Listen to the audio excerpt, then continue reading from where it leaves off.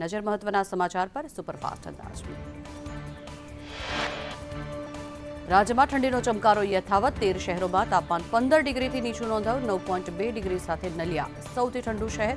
અમદાવાદમાં તાપમાન 13.3 ડિગ્રી નોંધાયું। ઉત્તર તરફથી આવતા ઠંડા પવનોથી તાપમાન ઘટ્યું।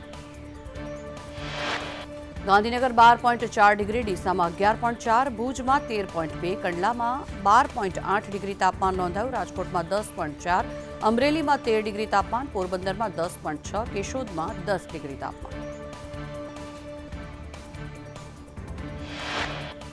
ઉત્તર ભારતના પહાડી રાજ્યોમાં બરફવર્ષાની આગાહી। આજથી બરફવર્ષાના નવા રાઉન્ડની આગાહી કરવામાં આવી છે। 7 માર્ચ સુધી પહાડો પર બરફવર્ષા થવાની શક્યતા। હિમાચલ, ઉત્તરાખંડ, જમ્મુ કાશ્મીરમાં કરાઈ આગાહી। અસમ અને મેઘાલયમાં તોફાન સાથે વરસાદની શક્યતા। ઉત્તરાખંડમાં બદ્રીનાથ ધામ બરફમાં ઢંકાયું। હિમાચલમાં લાહૌલ સ્પીતિમાં 4 ફૂટ સુધી બરફના થર। જમ્મુ કાશ્મીરમાં ગુરેઝ, ગુલમર્ગમાં બરફવર્ષા। અનેક સ્થળે બરફ હટાવવાની કામગીરી કરવામાં આવી રહી છે। શાળાએ જતા બાળકો બરફ કૂદીને જઈ રહ્યા છે। હિમાચલ પ્રદેશમાં 650થી પણ વધુ રસ્તાઓ છેલ્લા 3 દિવસથી બરફના કારણે બંધ છે। ઉત્તર ભારતના પહાડી રાજ્યોમાં ભારે હિમવર્ષા વરસી। પંગી, વેલી અને ચંબા સહિતના વિસ્તારોમાં બરફના થર જામ્યા। જનજીવન થયું પ્રભાવિત। રાજ્યના લાહૌલ અને સ્પીતિ જિલ્લામાં પણ સતત બીજા દિવસે બરફવર્ષા થઈ। રોડ રસ્તા પર બરફના થર જામી જતા વાહન વ્યવહાર પણ ખોરવાયો। સિરમૌર અને સોલન જિલ્લામાં સ્થિતિ કપરી બની। 4 થી 5 ફૂટ સુધી બરફ જામી જતા લોકજીવન અસ્તવ્યસ્ત થયું। તંત્રએ રસ્તા પરથી બરફ હટાવવાની કામગીરી શરૂ કરી। જમ્મુ કાશ્મીરમાં બરફના વરસાદ વચ્ચે સ્નો માર્શલ આર્ટ ટ્રેનિંગ કેમ્પનું આયોજન કરવામાં આવ્યું। ટ્રેનિંગ કેમ્પમાં 20થી વધુ બાળકોએ ભાગ લીધો।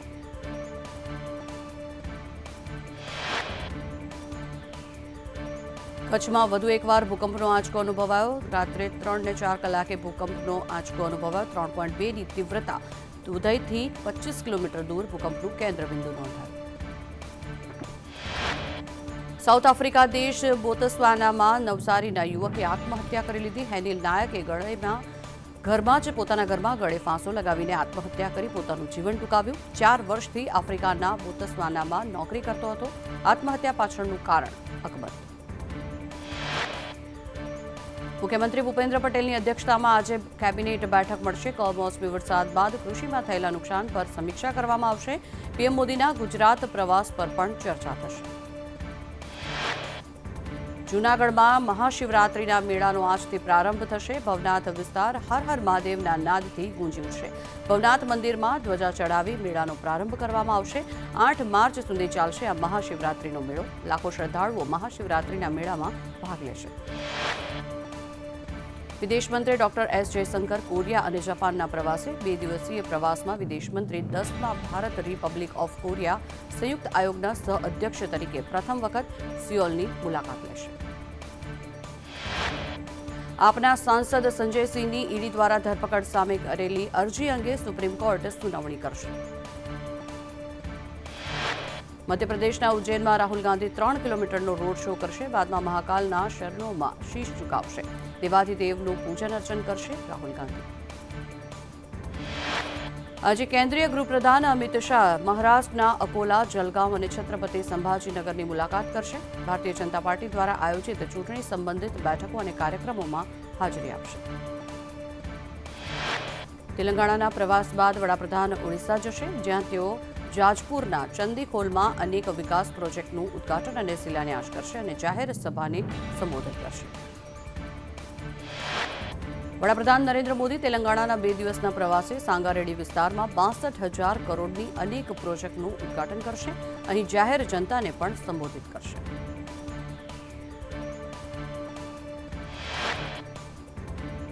લોકસભાની ચૂંટણી પહેલા ભાજપનો ભરતી મેળો। કોંગ્રેસના 2 પૂર્વ ધારાસભ્યો ભાજપમાં જોડાશે। અર્જુન મોઢવાડિયા અને અમરીશ ડેર ભાજપમાં જોડાશે। બંને નેતાઓએ ગઈકાલે કોંગ્રેસમાંથી રાજીનામું આપી દીધું હતું। પ્રદેશ ભાજપ કાર્યાલય ખાતે ભાજપ અધ્યક્ષ સી.આર. પાટીલ કેસ પહેરાવીને સ્વાગત કરશે। સૌરાષ્ટ્રમાંથી મોટી સંખ્યામાં કાર્યકર્તાઓ ભાજપમાં જોડાશે। બંને નેતાઓને ભાજપ પેટા ચૂંટણી લડાવે તેવી સંભાવનાઓ।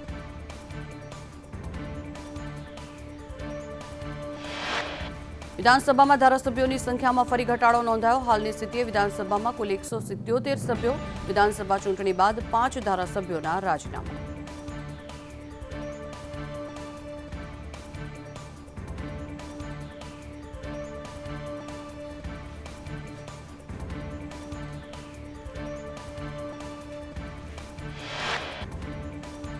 પોરબંદર કોંગ્રેસના ધારાસભ્ય અર્જુન મોઢવાડિયાનું ધારાસભ્ય પદેથી ગઈકાલે આપ્યું હતું રાજીનામું.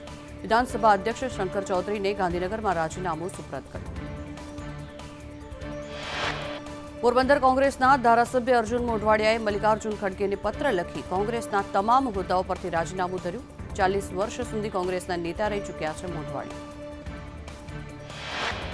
અર્જુન મોઢવાડિયાએ ખડગેને આપેલા રાજીનામામાં રાહુલ ગાંધીના નામનો પણ ઉલ્લેખ કર્યો. કહ્યું, અસમમાં જે રીતે રાહુલ ગાંધીએ હોબાળો મચાવ્યો હતો તેનાથી કોંગ્રેસ પાર્ટી અને ભારતના નાગરિકોને નુકસાન થયું હતું.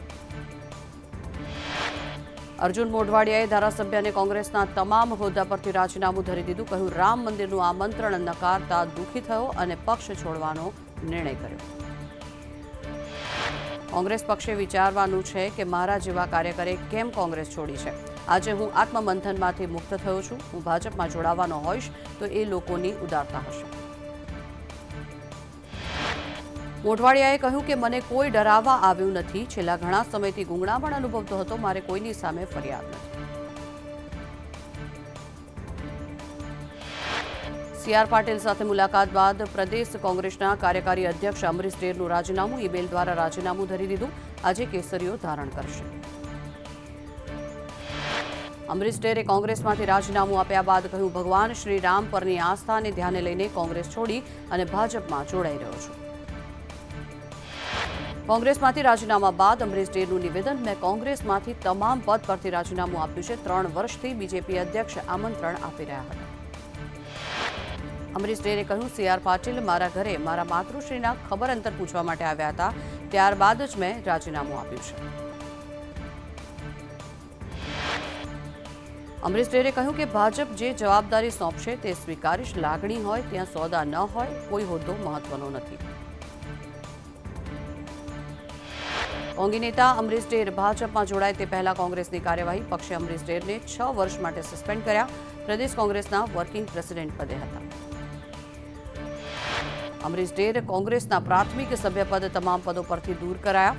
પાટીલ સાથે મુલાકાત બાદ ડેર સામે પક્ષ વિરોધી પ્રવૃત્તિના આક્ષેપ સાથે કાર્યવાહી. અમરેલી જિલ્લા કોંગ્રેસ પ્રમુખ પ્રતાપ દુધાતનું નિવેદન, ટિકિટ માટેનો નિર્ણય હાઈકમાન્ડ લેતી હોય છે. શાસક પક્ષમાં ગયેલા લોકોની સ્થિતિ ખરાબ છે. શાસક પક્ષમાં જઈને નેતાઓ પોપટ બની જાય છે. કોંગ્રેસ નેતાઓના પક્ષ છોડવા અંગે ભરતસિંહે કહ્યું કે નેતાઓના જવાથી પક્ષ નબળો પડી શકે, પણ ચૂંટણીમાં આખરી નિર્ણય જનતા કરતી હોય છે. કોંગ્રેસ છોડવાની અફવા વચ્ચે ધારાસભ્ય કાંતિ ખરાડીનું નિવેદન સામે આવ્યું. ખરાડીએ કહ્યું કે હું ક્યાંય જવાનો નથી. ભાજપના કાર્યકર્તાઓ ખોટી વાત ફેલાવે છે. ધારાસભ્ય ખરાડીએ કહ્યું કે મારા મતદાતાઓને વિશ્વાસ છે કે હું ક્યાંય નહીં જાઉં. કોંગ્રેસે મને આટલું આપ્યું હોય તો મારે પણ વિચારવું પડે. નવસારી જિલ્લામાં કોળી આગેવાન ધર્મેશ પટેલે રાજીનામું ધરી દીધું. વર્ષ 2019માં સી.આર. પાટીલ સામે ચૂંટણી લડ્યા હતા. મંગળવારે પાટીલની હાજરીમાં ભાજપમાં જોડાશે. તાપીમાં આમ આદમી પાર્ટીને ઝટકો. પ્રદેશ જોઈન્ટ સેક્રેટરી બિપિન ચૌધરીનું રાજીનામું. બિપિન ચૌધરી ભાજપમાં ઘર વાપસી કરે તેવી શક્યતા. 2022માં વ્યારા બેઠક પરથી આપના ઉમેદવાર હતા. ભાવનગરમાં ઇન્ડિયા ગઠબંધનના નેતા અને કાર્યકર્તાઓની બેઠક. આપના ઉમેદવાર ઉમેશ મકવાણાએ અમરીશ ડેરના ભાજપમાં જોડાવા અંગે કહ્યું કે જે કચરો સાફ થયો છે તે બધો ભાજપમાં ગયો. રાહુલ ગાંધીની ભારત જોડો ન્યાય યાત્રા મુદ્દે શક્તિસિંહ ગોયલનું નિવેદન. કહ્યું, ગુજરાતના 7 જિલ્લાઓમાં ન્યાય યાત્રા પ્રવાસ ખેડશે. 7 માર્ચે ભારત જોડો ન્યાય યાત્રા 3 વાગે ઝાલોદ પહોંચશે.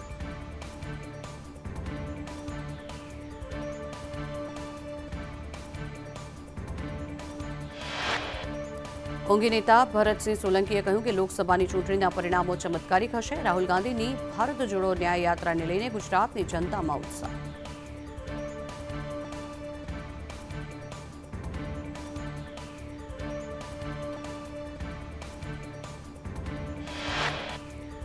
રાજકોટ લોકસભાના ભાજપના ઉમેદવાર પુરુષોત્તમ રૂપાલા આજે રાજકોટમાં ભાજપના આગેવાનો અને કાર્યકરો ફટાકડાની આતિશબાજી સાથે સ્વાગત કરશે. રૂપાલા આજથી રાજકોટ લોકસભા બેઠક માટે પ્રચાર કરશે. 7 માર્ચે રાહુલ ગાંધીની ન્યાય યાત્રા ઝાલોદ આવવાની હોવાથી કોંગ્રેસની તૈયારી. ઝાલોદમાં રાહુલ ગાંધીની ગુજરાતમાં પ્રથમ જાહેર સભા. રાજસ્થાનના બાંસવાડાથી ઝાલોદમાં યાત્રા પ્રવેશ કરશે. લીંબડી નજીક કંબોઈ ધામમાં રાહુલ ગાંધીનું રાત્રિ રોકાણ. 8 માર્ચ દાહોદ બસ સ્ટેશનથી પદયાત્રા કરશે. દાહોદ બસ સ્ટેશનથી સરદાર પટેલ સર્કલ સુધી પદયાત્રા કરશે. લીંબડી નજીક કંબોઈ ધામમાં રાહુલ ગાંધીનું રાત્રિ રોકાણ કરવામાં આવશે. 8 માર્ચે દાહોદ બસ સ્ટેશનથી કરશે પદયાત્રા. બારડોલીના સાંસદ પ્રભુ વસાવાએ કાર્યકરો સાથે બેઠક કરીને ચૂંટણીના કામે લાગી જવા માટે આહવાન કર્યું. વસાવાએ કહ્યું, વિપક્ષો એક થઈને ચૂંટણી લડવા નીકળ્યા છે, કંઈ ફેર પડવાનો નથી. વિપક્ષના ગઠબંધન વિશે સાંસદ વસાવાએ ચાણક્યનું એક વાક્ય ટાંકીને કહ્યું કે જ્યારે વિપક્ષો એક જૂથ થાય ત્યારે સમજવું કે રાજા કે પ્રધાન પ્રામાણિક છે. પંચમહાલ લોકસભા સીટને લઈને મોટા સમાચાર. કોંગ્રેસના ધારાસભ્ય ગુલાબસિંહનો ટિકિટ અને જીત નિશ્ચિત હોવાનો દાવો.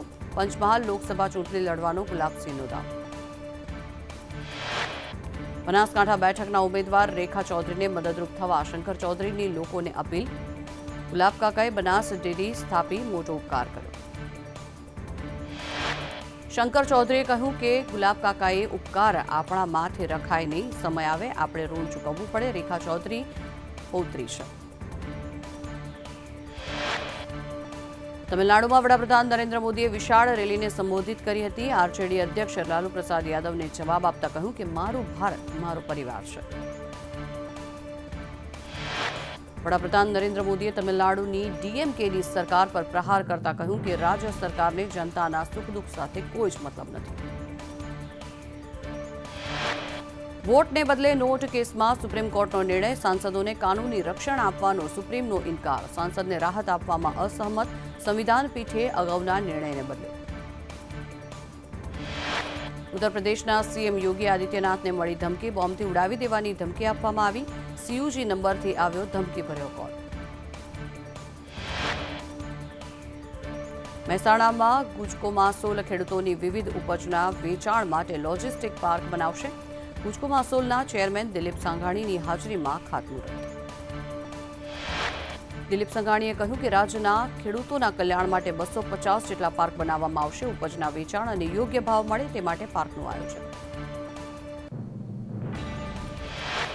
પાલિતાણા નગરપાલિકાના કર્મચારીઓનો પગાર અનિયમિત થતા સૂત્રોચ્ચાર કરવામાં આવ્યા. વિપક્ષ નેતા દ્વારા કર્મચારીઓને સાથે રાખી ઉપવાસ આંદોલન. ભાણવડ સિવિલ હોસ્પિટલમાં તબીબોની લાલિયાવાડી સામે આવી છે. ડોક્ટર હાજર ન હોવાના કારણે થઈને ડિલિવરી માટે આવેલી મહિલા પીડાતી રહી. ડોક્ટર હાજર ન રહેતા 70થી વધુ જેટલા દર્દીઓનો રજળપાટ. પંચમહાલના મોરવા હડફના કુવાઝર ગામમાંથી બોગસ તબીબ ઝડપાયો. ડિગ્રી વગર બીમાર વ્યક્તિઓને સારવાર આપતા બોગસ તબીબના ક્લિનિક પરથી એલોપથી દવાનો જથ્થો જપ્ત કરવામાં આવ્યો. સિલવાસમાં લેપટોપ ન મળતા વિદ્યાર્થીઓના ધરણા. કલેક્ટર કચેરીમાં 1000થી વધુ વિદ્યાર્થીઓના ધરણા. જાહેર માર્ગ પર બેસીને વિદ્યાર્થીઓએ વિરોધ નોંધાવ્યો. મહીસાગરની પ્રાથમિક શાળામાં બાળકોને અપાતા મધ્યાહન ભોજનમાં જીવાત નીકળી. શિક્ષણ મંત્રી કુબેર ડિંડોરના વિસ્તારમાં જ બાળકોને સડેલું અનાજ આપવામાં આવ્યું. ભારતીય કિસાન સંઘના પ્રમુખ અમૃત પટેલનું નિવેદન. ઉત્તર ભારતમાં ચાલતું આંદોલન એ આતંકવાદીઓ જેવું છે. ભારતભરમાં ચાલતા કિસાનોનો આંદોલન યોગ્ય નહીં. સુરતના કડોદરાનો પરિવાર 1 વર્ષથી મલેશિયામાં ફસાયેલો છે. મલેશિયા એમ્બસીએ સુરતના પરિવાર સાથે વાત કરાવી. ફસાયેલી દીકરીઓએ વિડીયો કોલમાં આપવીતી જણાવ્યું. સુરેન્દ્રનગરના લખતરમાં સગીરા સાથે દુષ્કર્મ. સગીરાના ભાઈને મારી નાખવાની ધમકી આપી દુષ્કર્મ આચરવામાં આવ્યું. નરાધમે ધમકી આપી વારંવાર દુષ્કર્મ આચર્યું. પોલીસે આરોપીની ધરપકડ કરી. ભાવનગરમાં 5 વર્ષની બાળકી પર નરાધમે દુષ્કર્મ આચર્યું. મસાલો લઈ આવવાનું કહીને બાળકી પર દુષ્કર્મ કર્યું. બાળકીની માતાની ફરિયાદને આધારે આરોપીની ધરપકડ કરાઈ. અમદાવાદમાં એલજી હોસ્પિટલમાં નર્સની છેડતી. કર્મચારીએ નર્સનો પીછો કરી લિફ્ટમાં છેડતી કરી હતી. મણિનગર પોલીસે ફરિયાદના આધારે કાર્યવાહી હાથ ધરી. વડોદરાના કણભા ગામે શાંતિ દોડવાનો પ્રયાસ હાથ ધરવામાં આવ્યો. અજાણ્યા શખ્સોએ મંદિરમાં તોડફોડ કરી મંદિરમાં મૂર્તિ તોડીને ગાયબ થતા લોકોમાં ભારે રોષ. અર્જુન મોઢવાડિયાના કોંગ્રેસમાંથી રાજીનામું આપવાના નિર્ણયને લઈને પોરબંદરના પૂર્વ ધારાસભ્ય બાબુ બોખરિયાએ આવકાર્યો. તેમણે જણાવ્યું કે તેમના અર્જુન મોઢવાડિયા સાથેના અંગત સંબંધો સારા છે. બંને સાથે મળીને પોરબંદરનો વિકાસ કરશે. અર્જુન મોઢવાડિયાના ભાજપમાં જોડાવાથી કોઈ નારાજગી નહીં.